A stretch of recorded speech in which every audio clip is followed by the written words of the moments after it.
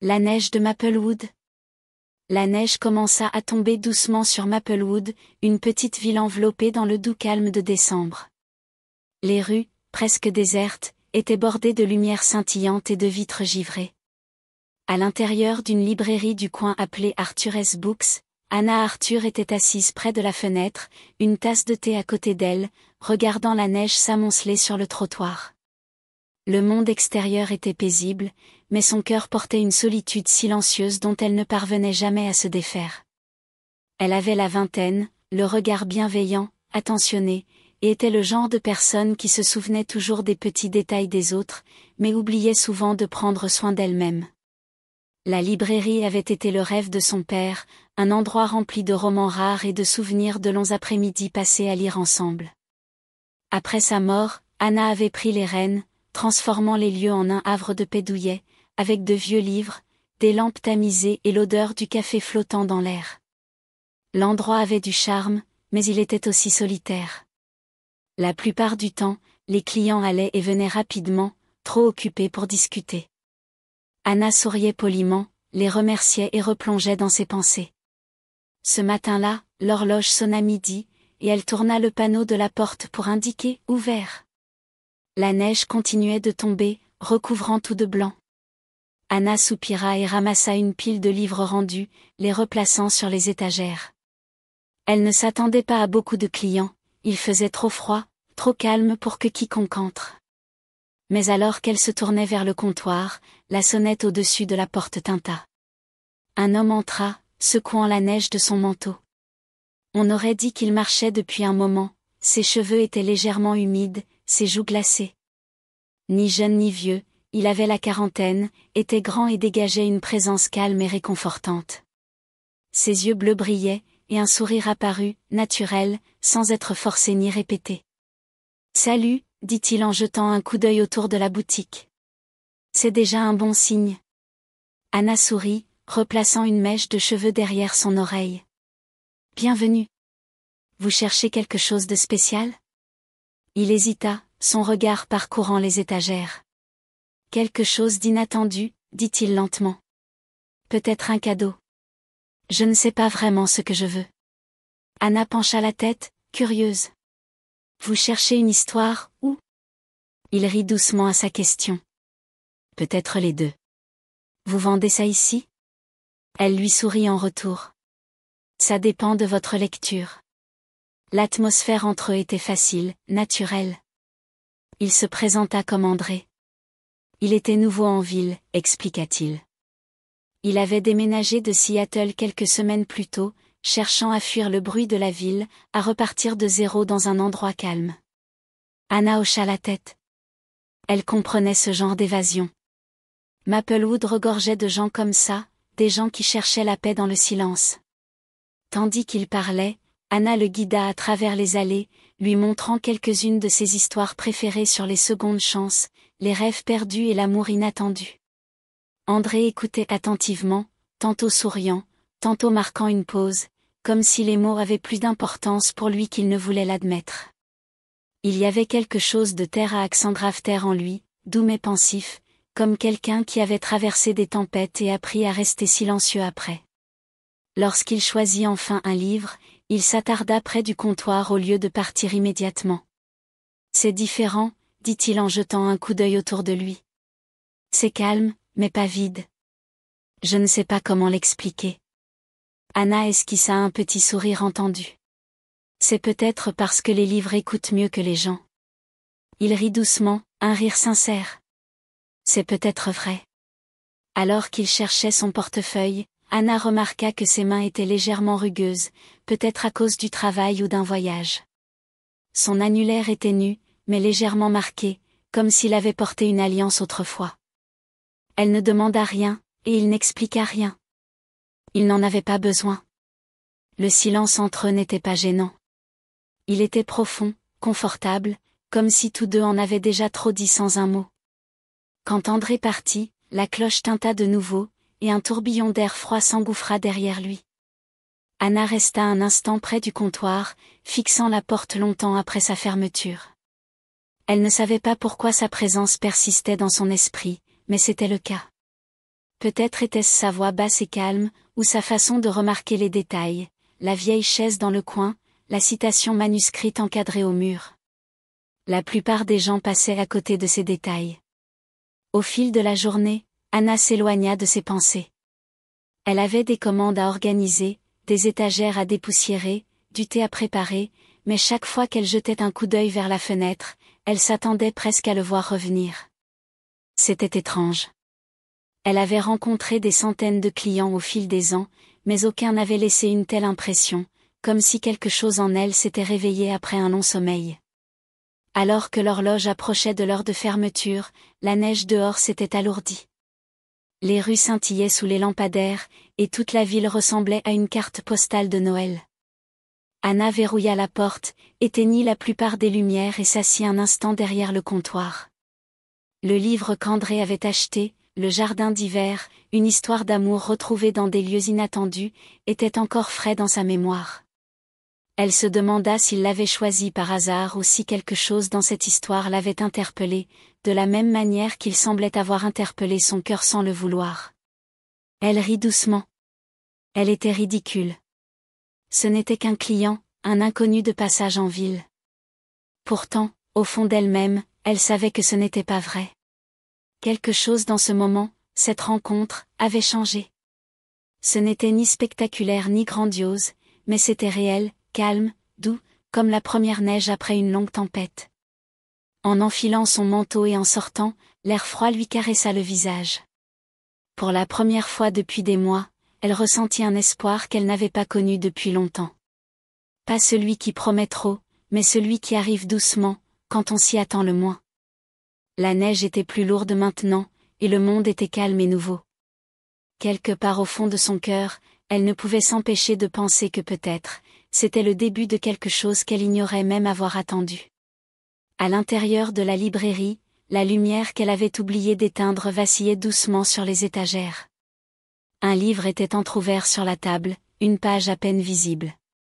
Sur le coin du comptoir, le reçu d'André était toujours là, où il l'avait signé d'une écriture soignée. Anna se surprit à retracer son nom du regard avant de fermer la porte derrière elle.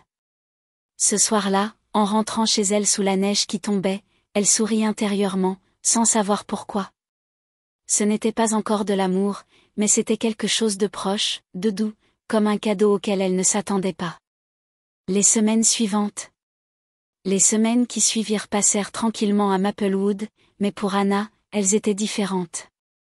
Tous les jeudis, sans exception, André retournait à la librairie. Au début, il venait juste pour acheter des livres, mais bientôt, cela devint plus que ça. Il restait plus longtemps, parlant parfois des histoires qu'il avait lues, assis dans le petit coin lecture avec une tasse de café qu'Anna lui offrait. Il n'y avait pas de précipitation entre eux, pas de grands mots, juste des moments calmes et sereins qui commençaient à combler les silences de leur vie. André lui raconta qu'il travaillait à distance comme rédacteur pour un petit magazine. Il confia qu'il avait été marié, mais que leur relation s'était terminée discrètement, sans colère, juste deux personnes qui s'étaient égarées. Il avait quitté Seattle car la ville était trop chargée de bruit et de souvenirs. Anna écoutait sans jamais insister. Elle avait ses propres silences, ses propres cicatrices. Dans cette petite librairie, ils trouvèrent quelque chose qu'aucun des deux n'avait cherché, du réconfort. Un jeudi soir, le temps devint maussade. Le vent hurlait dehors, et la neige s'accumulait dans les rues plus vite que les chasse-neige ne pouvaient la déblayer. Anna décida de fermer plus tôt, mais avant qu'elle ne puisse tourner l'enseigne, André entra, la neige s'échappant de son manteau. « Tu aurais dû rentrer, dit-elle, la voix teintée d'inquiétude. Anna sourit en lui tendant une serviette. J'attendais que la tempête se calme. André parcourut du regard la boutique faiblement éclairée. Alors, laisse-moi te tenir compagnie jusqu'à ce que ce soit le cas. Ils rirent tous les deux doucement. Elle lui servit une tasse de café, et ils s'assirent près du comptoir tandis que la tempête de neige faisait rage dehors. La lumière de la vieille lampe projetait une lueur dorée sur les étagères. Le monde derrière la fenêtre était devenu blanc, silencieux, presque onirique. À un moment donné, un bruit sourd retentit sur l'étagère d'angle, et quelques livres tombèrent par terre. Il semble que la tempête ne soit pas la seule à causer du désordre, plaisanta Anna. Ensemble, ils réparèrent l'étagère. André maintint le bois immobile pendant qu'elle ajustait les supports. Ce n'était pas grand-chose, mais la proximité leurs épaules se frôlant, leur rire résonnant doucement fit battre son cœur un peu plus vite. Une fois l'étagère fixée, ils restèrent immobiles une seconde, leurs visages proches. Aucun des deux ne parla. Dehors, le vent hurlait contre les fenêtres, mais à l'intérieur, tout était immobile. André la regarda avec une expression qu'elle ne parvenait pas à déchiffrer, ni surprise, ni émerveillement. Elle ressentit le poids de cet instant, comme si quelque chose de délicat se balançait entre eux. Puis il recula d'un pas, esquissant un sourire discret, presque timide. « Tu es doué pour réparer les choses, dit-il. » Anna rit. Seulement les petits soucis. André hocha la tête. Les petits soucis comptent aussi. Ces paroles restèrent gravées dans sa mémoire longtemps après son départ ce soir-là. Elle l'observa par la fenêtre tandis qu'il descendait la rue enneigée, sa silhouette se fondant dans le blanc. Lorsqu'il disparut, elle se surprit à murmurer « Bonne nuit » à personne, sauf à la pièce vide. Une connexion plus profonde? À partir de cette nuit-là, leurs conversations devinrent plus profondes. André lui parla de sa passion pour l'écriture, de son rêve de publier un roman, mais sans jamais trouver le courage de le terminer. Anna, en retour, lui parla de son père, de la façon dont il lui lisait des histoires à voix haute tous les soirs quand elle était enfant. Il lui manquait. André l'écoutait avec une attention discrète, sans jamais l'interrompre. Il avait un don pour l'écoute, et Anna se surprit à dire des choses qu'elle n'avait pas exprimées à voix haute depuis des années. Parfois, il lui apportait de petites choses, un sachet de son thé préféré, un marque-page fabriqué à partir d'une vieille carte postale, ou un article de journal qu'il pensait qu'elle apprécierait. Ce n'étaient pas des cadeaux romantiques, pas vraiment, mais ils signifiaient quelque chose. C'étaient des gestes qui disaient « Je te remarque ». Un après-midi, une petite fille entra dans la boutique pendant que sa mère attendait dehors. Elle caressa les livres et demanda à Anna « Avez-vous des histoires qui finissent bien ?» Anna sourit et l'aida à en choisir une. Lorsque l'enfant partit, André se tourna vers elle et dit doucement « Crois-tu aux fins heureuses ?» Anna hésita. « Je crois qu'il faut essayer encore. Parfois, c'est mieux qu'une fin. » Il la regarda comme si cette simple réponse s'ancrait au plus profond de lui. Alors que l'hiver s'installait, leur routine se poursuivit tranquillement tous les jeudis. Ils échangeaient des sourires, des conversations banales qui semblaient tout sauf banales. Un soir, Anna le trouva assis près du rayon poésie, perdu dans ses pensées. « Ça va ?» demanda-t-elle doucement. André leva les yeux, tenant un recueil de poèmes dans les mains. « Elle me rappelle quelqu'un que j'ai connu », dit-il. Elle aimait les mots, mais n'a jamais cru qu'il pouvait arranger quoi que ce soit. Anna s'assit à côté de lui. Peut-être avait-elle simplement besoin des mots justes. Il sourit faiblement. Peut-être. L'air entre eux devint lourd, pas inconfortable, mais empli de quelque chose qu'aucun des deux n'osait nommer. Il tendit la main, comme pour dire quelque chose, puis s'arrêta.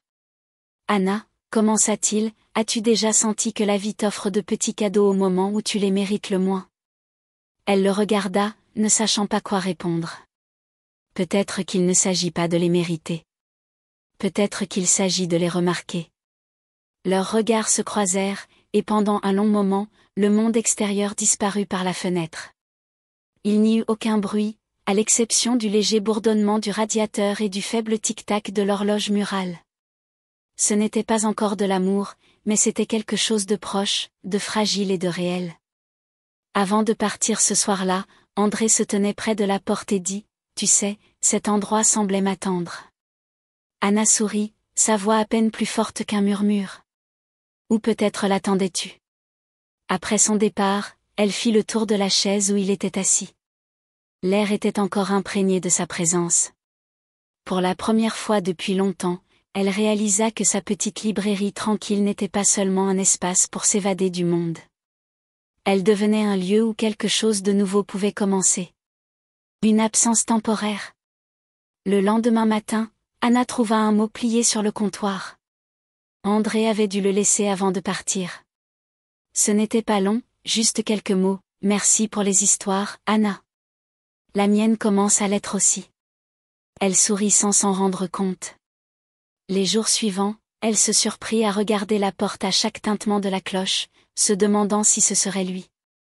Son cœur palpitait à chaque pas dehors. Elle ignorait ce qui se passait entre eux, mais quoi qu'il en soit, cela la ravivait.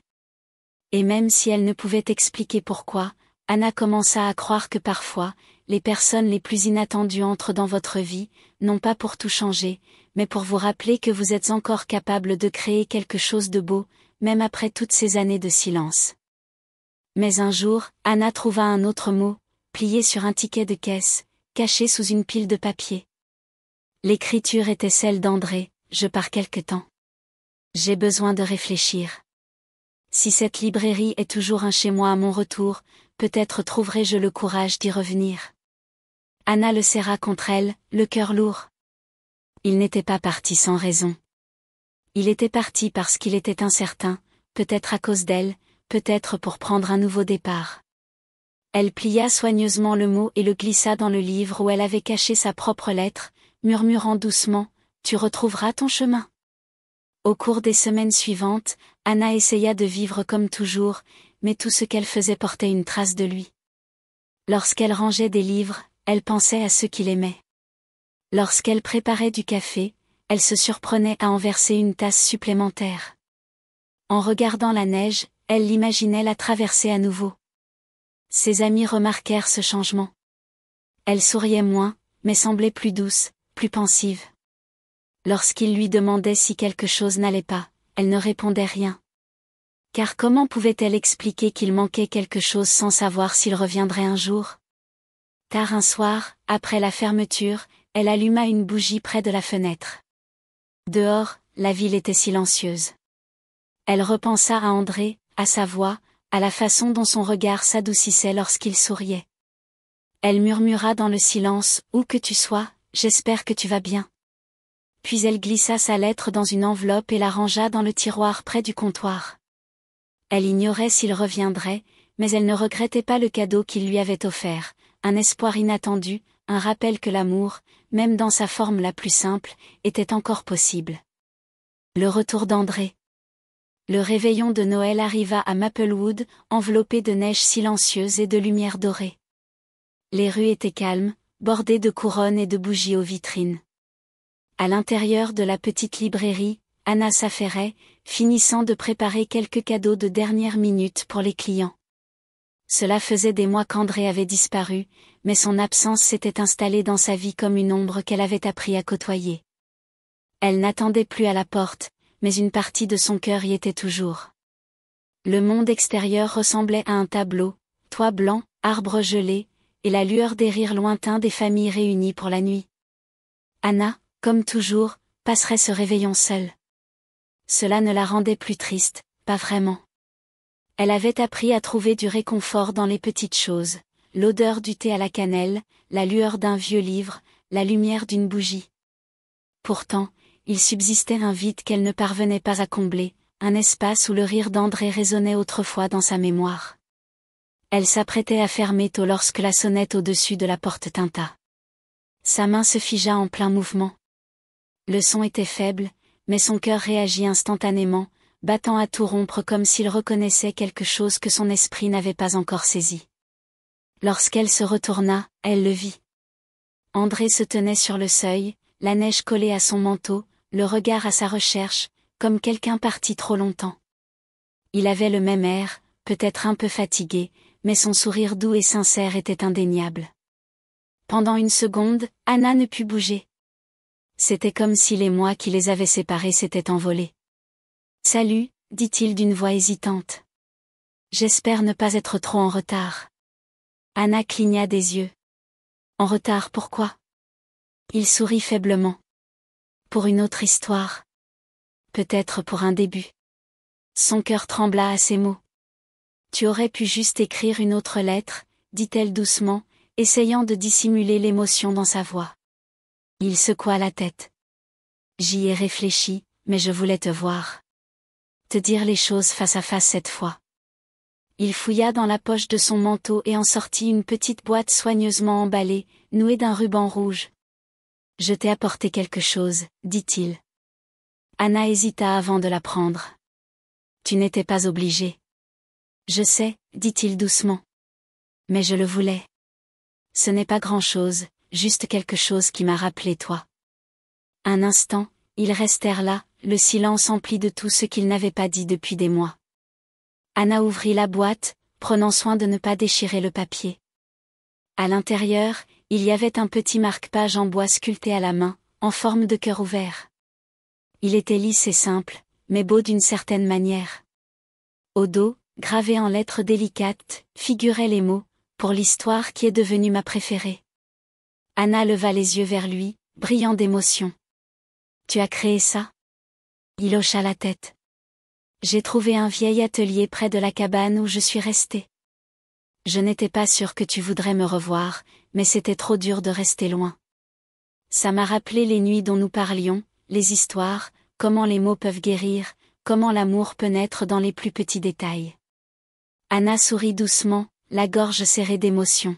« Tu n'avais pas besoin de trouver de grands mots, André. Tu devais juste revenir. » Sa voix trembla.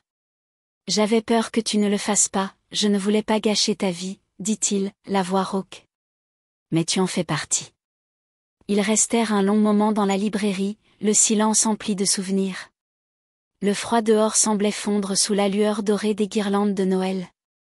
André rompit le silence. « Quand je suis partie, j'ai pensé que j'avais besoin de temps pour oublier. Mais tout ce que j'ai fait, c'est me souvenir, de ton sourire, de cette librairie, du thé, de la façon dont tu m'écoutais quand je ne savais pas quoi dire. Je pensais que l'amour était quelque chose qui venait avec des feux d'artifice et des promesses.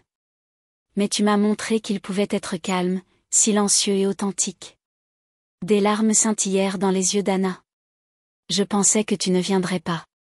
J'ai presque abandonné tout espoir. » Il sourit lentement. « Alors, je crois que c'est à toi. Un cadeau inattendu. » Anna sourit à travers ses larmes et murmura, « Maintenant que tu es là, c'est suffisant. » Ils restèrent ensemble au milieu de la librairie, entourés de l'odeur des vieilles pages et de la lueur des guirlandes de Noël. Il n'y avait pas de geste grandiose, pas de fin parfaite, juste deux personnes qui avaient retrouvé leur chemin après s'être perdues un moment. « Tu sais, » dit André, sa voix douce emplissant la pièce, « je crois que nous sommes une de ces histoires. » Anna parcourut du regard les étagères familières. « Cet endroit est exactement comme dans mes souvenirs, dit-elle. Silencieux, honnête, plein d'histoires qui attendent d'être racontées. » Elle le regarda et répondit, « Certaines histoires prennent plus de temps à se finir. Peut-être qu'il nous faut juste du temps. » Il hocha lentement la tête. « Alors, ne nous précipitons pas. » Dehors, la neige continuait de tomber, recouvrant le monde de blanc. À l'intérieur, tout était calme, paisible et parfait, malgré ses imperfections. Anna se dirigea vers le comptoir, déposa le marque-page en bois et éteignit les lumières vives, ne laissant que la douce lueur du sapin de Noël dans un coin. André passa son bras autour de ses épaules, et elle se pencha vers lui naturellement, comme si ce lieu l'attendait depuis toujours. Ensemble, ils restèrent là à observer la neige tomber par la fenêtre, sans parler, se contentant.